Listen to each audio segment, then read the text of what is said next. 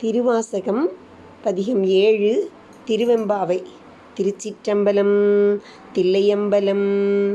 ஆதியும் அந்தமும் இல்லாறு பெரும் ஜோதியையாம் பாட கேட்டேயும் வாழ்த்தடங்கன் மாதே வளருதியோ வன் செவியோனின் செவிதான் மாதேவன் வார்கழல்கள் வாழ்த்திய வாழ்த்தொளி போய் விதிவாய் கேட்டலுமே விம்மி விம்மி மெய் மறந்து போதாரமளியின் மேல் நின்றும் புரண்டிங்கன் ஏதேனுமாகாள்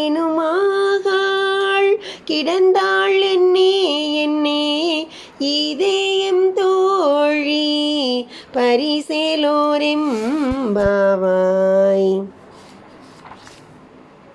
பரமன் அகண்ட வஸ்து, அவன் அருள் பெருஞ்சோதி. அவனுடைய மகிமையை நாங்கள் வருகிறோம்.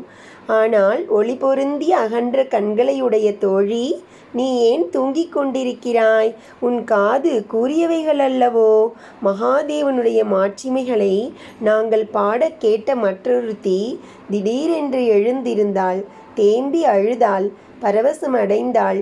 மலர் தூவிய படுக்கையில் புரண்டு பக்தி நிறைந்தவள் ஆனாள். உணர்ச்சியின் வேகத்தால் அவள் கட்டை போன்று ஸ்தம்பித்து கிடந்தாள். இதுவன்றோ பாராட்டத்தக்க நிலை?